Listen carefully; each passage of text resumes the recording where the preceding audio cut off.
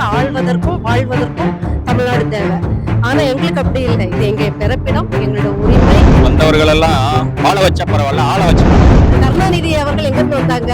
நாடக மேடையில இருந்து வந்தவர், நாடகத்தின் வசனகர்த்தா.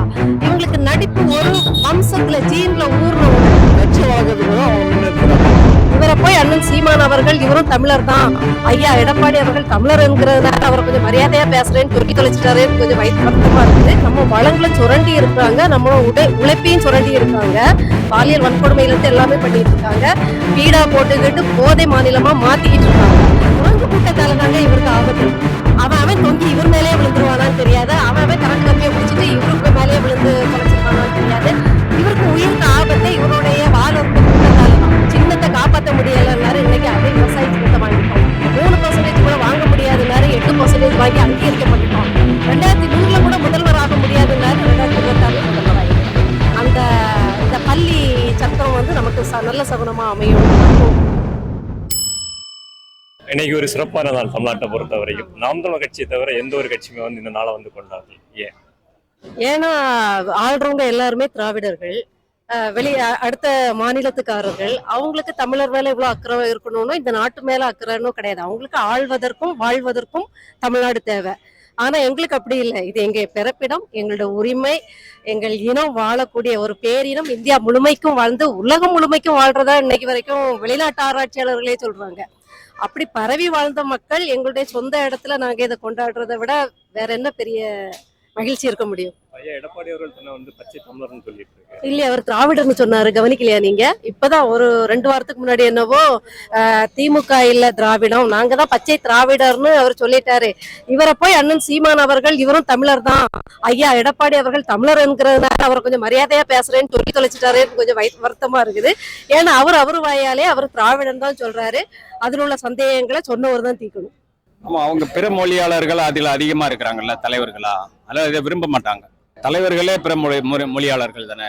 ஆட்சியை கொடுத்துட்டாங்க. தமிழர்கள் வந்து அந்த அளவுல ஒரு அறியாமை, வந்தவர்கள் எல்லாம் வாழ வச்ச பரவாயில்ல, ஆள வச்சுட்டாங்க. அதை மீட்டுறது வந்து கொஞ்சம் ரொம்ப கடினமான வேலை. அதுதான் அண்ணன் சீமான் செஞ்சுக்கிட்டு இருக்காரு. கூடிய விரைவில் மீட்டுருவோம்.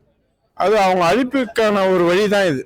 இதை வந்து நம்ம முன்னெடுத்தோம்னா இவங்க இன்னும் முன்னேறிடுவாங்க, இவங்க வந்து இன்னும் விழிப்புணர்வு அடைஞ்சிருவாங்க. இதுதான் அவங்க இது அமைதியா விட்டுருந்தோம், அவங்க எதுவும் வரமாட்டாங்க, மேலுக்கு வராது அப்படின்னு சொல்லிட்டு அவங்களோட எண்ணம் இதுதான்.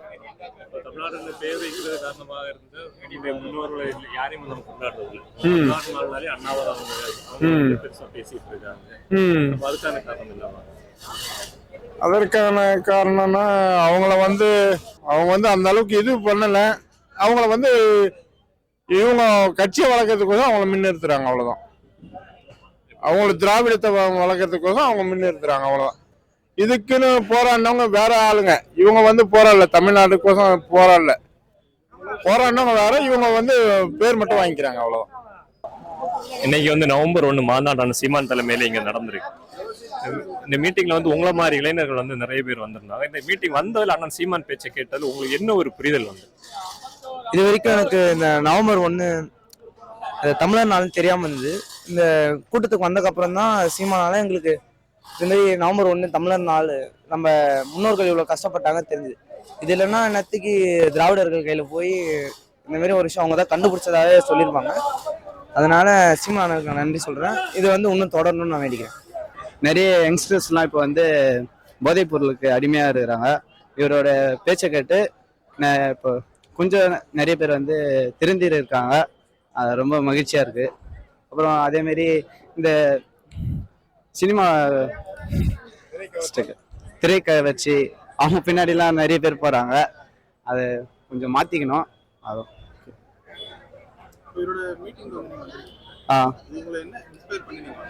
ஒரு புதிய உற்சாகம் கொடுத்துருக்கு. மீண்டும் மேல மேல இந்த மாதிரி இடத்துக்கு போனோம், ஒரு பாசிட்டிவ் வைப்லாம் நிறைய வந்திருக்கு.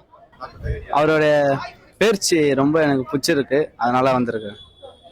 இப்போ ஐயா பிரதமர் அவர்கள் நேற்று வந்து பேசியிருப்பாரு தேர்தல் பிரச்சாரத்துல, ம். தமிழ்நாட்டுல வந்து வட இந்தியர்கள் வந்து கொடூரப்படுத்தப்படுறாங்க, தாக்கப்படுறாங்க அப்படின்னு. தாக்கப்படுறாங்கன்னா எதுக்கு இங்க இருக்கணும்? ஏன் அந்த துன்புறுத்தல்ல இங்க இருக்கணும்? நாம என்ன வந்து அவங்கள வருந்தி கூப்பிட்டோமா? இல்ல என்ன அவசியம் வந்துச்சு? ரொம்ப துன்புறுத்துறோம், கஷ்டமா இருக்குன்னா பிறந்த இடத்துக்கோ வாழ்ந்த இடத்துக்கோ போக வேண்டியது தானே. இங்க அவங்க வந்து நல்ல தன்னிறைவோட இருக்காங்க. ரொம்ப என்ன சொல்றதுன்னா நம்ம வளங்களை சுரண்டி இருக்கிறாங்க, நம்ம உழைப்பையும் சுரண்டி இருக்காங்க. போதாத குறைக்கு நம்முடைய சிறு பிள்ளைகளோட உயிரையும் பறிச்சுக்கிட்டு இருக்காங்க. பாலியல் வன்கொடுமையில இருந்து எல்லாமே பண்ணிட்டு இருக்காங்க. பீடா போட்டுக்கிட்டு போதை மாநிலமா மாத்திக்கிட்டு இருக்காங்க. இவ்வளவு வளமா இங்க வந்து உட்கார்ந்துகிட்டு நம்ம காவல்துறையை அடிச்சிட்டு நம்ம இடத்துல வந்து வேலை பார்த்துட்டு நம்ம நிறுவனத்தில் தமிழர்களை அடிச்சே கொள்றாங்க. இடையில கூட நாம் தமிழர் கட்சி சார்ந்த ஒரு பையனே அவங்க அடிச்சே கொன்னாங்க. இந்த மாதிரி நம்ம இடத்துல இருந்து அவங்க வந்து நம்மளை போட்டு கொன்னுகிட்டு இருக்காங்க. ஆக்சுவலா நம்ம இடத்துல நாம தான் இப்ப பீகார் வாலாக்கள்கிட்ட கஷ்டப்பட்டுட்டு இருக்கோம்னு சொல்லணும். சோ ரொம்ப கவலையா இருக்கு, ரொம்ப துன்புறுத்தலுக்கு ஆளாகிறாங்க. நம்ம ரொம்ப கொடுமைப்படுத்தோம்னா போக வேண்டியதானே. யார் பிடிச்சு வச்சிருக்கா? எப்படி ட்ரெயின்ல வந்து அடுத்தவங்க சீட்டை பிடிச்சிட்டு வந்து தூங்கிட்டு பாத்ரூம்லயும் வாசல்லையும் தொங்கிட்டு வருவாங்களோ ஊட்ட முடிச்சோட, நம்ம துன்புறுத்துறோம்னா அப்படியே போக வேண்டியதானே. யார் அவங்களை தடுக்க போறா? இங்க அவங்க ரொம்ப வளமா இருக்காங்க, அதான் உண்மை. இப்போ வந்து இங்க நாம் தமிழர் கட்சி வட இந்தியர்கள் விமர்சிக்கிற அளவுக்கு திமுக வந்து விமர்சனம் கிடையாது. திமுக வந்து அவங்க கூட தான் இருக்கா. இப்ப தீபாவளி கூட அவங்க கூட ஆமா ஆமா, அவங்க வந்து எப்பவுமே திமுக குறிப்பிட்டு சொல்றாருன்னா அது என்ன காரணமா? தேர்தல் தோறும் இவங்க எல்லாருமே ஒரு நாடகம் நடத்துவாங்க. இப்போ ஆரியம் திராவிடம் எப்பவுமே கூட்டாதான் செயல்படும். அது ஒருவேளை அதிமுக மாதிரி நேரடியாகவும் இருக்கும், திமுக மாதிரி மறைமுகமாகவும் இருக்கும். இவங்க தேர்தலுக்கு சரியான ஒவ்வொரு மாநிலத்திலும் போய் காய் நகர்த்துவாங்க. அது அண்ணன் சொன்ன மாதிரிதான். ஒரிசால நம்ம எல்லாருக்குமே தெரிஞ்ச விஷயம் தானே. ஒரிசால போய் ஒரு தமிழர் வந்துருவாரோங்கிற பயத்துல தமிழர் வருவதா அப்படின்னு கேட்பாங்க. குஜராத்ல போய் ஒன்ன பேசுவாங்க, இங்க போய் ஒன்ன பேசுவாங்க. நம்ம இப்போ குஜராத்ல தமிழ் வாழ் மக்கள் இருந்தாங்கன்னா அவங்க வந்துடக்கூடாதுன்னு நினைச்சு அதுக்கு ஒரு அரசியல பேசுவாங்க. இப்போ வந்து பீகாரோட வாக்கு அவங்களுக்கு வேணும் அப்படிங்கிறதுக்காக தமிழர் திமுக ஒரு தாக்குவாங்க. இவங்க எல்லாருமே அப்படி ஒரு சீன் போடுவாங்கன்னு சொல்லுவாங்க இல்லையா, அந்த மாதிரி நாடகம் போடுவாங்க. தேர்தல் தோறும் இவங்க வந்து நாடகம் போடுறதா இவங்க. ஏன் நாடகம் கருணாநிதி அவர்கள் எங்க இருந்து வந்தாங்க? நாடக மேடையில இருந்து வந்தவர், நாடகத்தின் வசனகர்த்தா. இவங்களுக்கு நடிப்பு ஒரு வம்சத்துல ஜீன்ல ஊர்ன ஒண்ணு. இவங்களுக்கு நடிக்க சொல்லி கொடுக்க வேண்டாம். மோடி அவர்களும் சிறந்த நடிகர் தான். அவர் அந்த நடிகர் வம்சத்துல வராட்டியும் இவங்களெல்லாம் பார்த்து படிச்சு நடிப்புல தேர்ந்தவர். கரெக்டா பாத்தீங்கன்னா ஆரியமும் திராவிடத்துக்கும் ரொம்ப ஒற்றுமை இதுல நீங்க பாக்கலாம். அது வாக்கரசியல். பிரதமர் கூட தரம் தாழ்ந்த வாக்கரசியலுக்கு இது ஒரு உதாரணம். ஏன்னா பத்திரிகையாளர் உங்களுக்கு தெரியாது இல்ல தமிழ்நாட்டில் பீகாரிகள் எங்க தாக்கப்படுறாங்கன்ட்டு. அவங்க தான் இன்னைக்கு காவலர்களை தாக்குறாங்க, நிறைய பெண்களை சீரழிக்கிறாங்க, இந்த மாதிரி வேலைகள்லாம் செய்யறாங்க. போதை வஸ்துக்கள் அதிகமாக பயன்படுத்துறதே அவங்க தான். தமிழ்நாட்டில் போதை வஸ்துகளுக்கு காரணமே இன்னைக்கு அதிகப்படுத்தினது காரணம் பீகாரிகள் தான். அப்படி ஒரு நிலைமையில ஆனா அவர் தமிழர்கள் மேல பழிய போடுறது ரொம்ப அபத்தமானது. அது அண்ணன் சொன்ன மாதிரி அவர் தமிழ்நாட்டில் வந்து பேசி பார்க்கட்டும். திமுகவும் பாஜகவும் தானே, அவங்க கள்ள உறவு தான். அதுல வந்து அதுதான் அண்ணன் பேசினாரு. அதாவது ஆட்சிக்கு வர முன்னாடி கருப்பு கொடை, வந்ததுக்கு அப்புறம் வெள்ளை கொடை.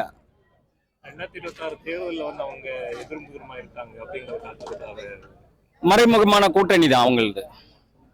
உண்மையா உளப்பூர்வமா எதிர்க்க மாட்டாங்க பாஜகவை, சைடு வாங்கி போயிடுவாங்க. அப்படி இங்க நீ நிப்பாட்டாத அப்படிங்கிற மாதிரி மறைமுகமா அவங்க காங்கிரஸுக்கு ஒதுக்கிட்டு அப்படி போயிடுவாங்க. அந்த மாதிரி அரசியல் பண்ணுவாங்க. முதல்ல அவர் வந்து உணர்ந்து பேசணும். அவர் வந்து முதல்ல அவரு ஆளக்கூடிய மாநிலத்தெல்லாம் கரெக்டா நடந்தாரா அப்படின்னு உணர்ந்து பேசியிருந்தாருன்னா அவரு எட்டி இருக்கும். அவரு வந்து உணராத ஏதோ ஒண்ணு வாய்க்கு வந்தது பேசுறாரு. மணிப்பூர்ல எவ்வளவு கலவரம் நடந்தது, குஜராத்ல எவ்வளவு கலவரம் நடந்தது, இதெல்லாம் அவரு தெரியாது அவருக்கு. அவரு ஏதோ ஓட்டு அரசியல் பண்ணிக்கிறார், அவ்வளவு. மக்களை ஏமாத்துறார். ஒரு தெளிவான மனுஷன், மக்களை தெளிவுபடுத்துறது இவரெல்லாம் மாமனிதன். யாரு இந்த மோடி இவங்கெல்லாம் வந்து ஒரு மாமனிதன் போது உண்மையை பேசணும், மக்கள் நல்லதை பேசணும், மக்களை தெளிவுபடுத்தணும். இல்லாத ஒண்ணை உருவாக்கி ஓட்டு வாங்கி இது வந்து அழகல்ல அவருக்கு. விஜய் அவர்கள் வந்து ஓய்வு பெற்ற காவல்துறை அதிகாரிகள் தலைமையில திரும்ப வந்து மக்கள் சந்திக்க வாரேன் அப்படின்னு சொல்லியிருக்காங்க. ஓய்வு பெற்ற காவல்துறை அதிகாரி அவருக்கு என்ன பாதுகாப்பு கொடுத்துருவாரு? எனக்கு புரியல. அதாவது நிஜ காவல்துறை அதிகாரிகளே எவ்வளவு தூரம் கொடுப்பாங்க நமக்கு சொல்ல முடியாது. ஏன்னா திராவிடம் அவங்களுக்கு என்ன சமீட்சை கொடுத்துருக்கோம் நமக்கு தெரியாது.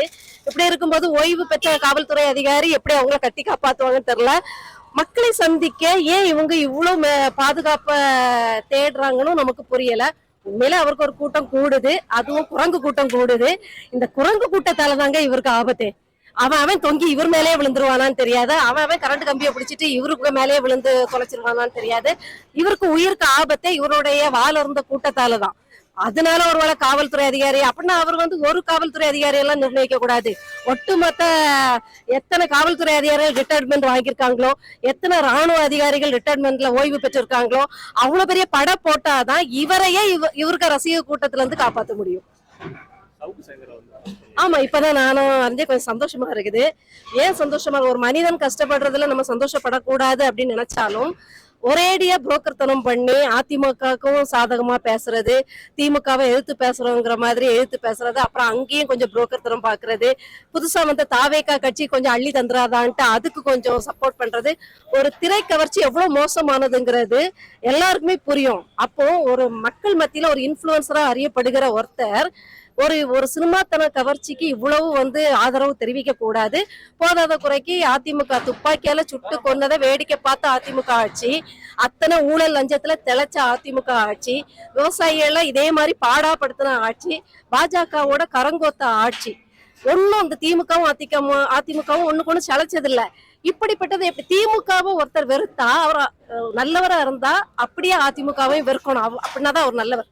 உங்களுக்கு புரியுதுல? ஒரு நல்ல மனுஷன் எப்படி திமுகவை நீ என்ன குற்றச்சாட்டு எல்லாம் சொல்றியோ அதே குற்றச்சாட்டு அதிமுகவுக்கும் இருக்கு. அப்போ நீ நல்லவனா இருந்தா, நீ ஒரு நடுநிலை பத்திரிகையாளனா இருந்தா, நீ உண்மையிலே ஊடகவியலாளரா இருந்தா, நீ ரெண்டையும் ஒரே தராசுல வச்சுதான் நாம் தமிழர் கட்சி மாதிரி எல்லார்த்தப்பையும் அடிச்சு தூக்கணும். அப்படின்னாதான் நீ உண்மையானவாதி. நீ ஒருத்தர் கட்சியை தாழ்த்தி இன்னொரு கட்சியை பேசுறனா இந்த கட்சி கிட்ட நீ வேலை போயிட்ட அப்படிங்கறத அர்த்தம். ஏதோ ஒண்ணு எங்க அண்ணனை அதாவது நன்றி கெட்டத்தனமா நடந்தவங்களுக்கு இப்படி நடக்கும்போது இப்போ கொஞ்சம் ஒரு சந்தோஷம் வரதா செய்யுது. ஒவ்வொரு தடவை அவர் ஜெயிலுக்கு போயிட்டு வரும்போதும் மனசு என்ன சொல்லும், இப்ப திருந்திடுவாரு, இப்ப சரியாயிருவாரு, இனிமே இந்த ஆளு புரோக்கர் தனத்தை விட்டு கொஞ்சம் நியாயமா பேசுவாரு, அட்லீஸ்ட் தனக்கு ஆதரவு அளிச்ச அண்ணனுக்கு எதிராவது பேசாம இருப்பாரு, நக்கல் நையாண்டி பண்ண மாட்டாரு அப்படின்னு நம்ம நினைச்சிட்டு இருக்கும் போது இந்த ஆளு திரும்ப திரும்ப அண்ணனை தான் எகத்தாளம் பண்ணிட்டு இருக்குது. ஆனா ஒண்ணு சொல்றேன், இந்த ஆளு எகத்தாளம் பண்ண நாம் தமிழர் கட்சி வளர்ந்தது. சின்னத்தை காப்பாற்ற முடியலன்னாரு, இன்னைக்கு அதே விவசாயி சின்னத்தை வாங்கிட்டோம். 3% கூட வாங்க முடியாதுன்னாரு, 8% வாங்கி அங்கீகரிக்கப்பட்டுட்டோம். 2100 கூட முதல்வர் ஆக முடியாதுன்னாரு, 2026 முதல்வர் ஆயிடுவாரு. இந்த பள்ளி சத்தம் நமக்கு நல்ல சகுனமா அமையும்னு நம்புவோம்.